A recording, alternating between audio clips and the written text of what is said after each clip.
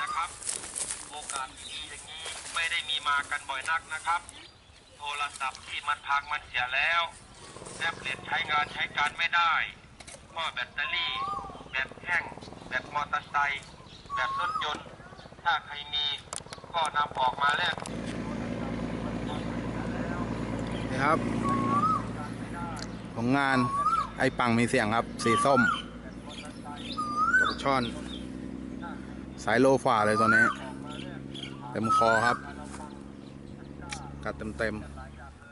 วัดเน้นๆครับไม่มีหลุดครับ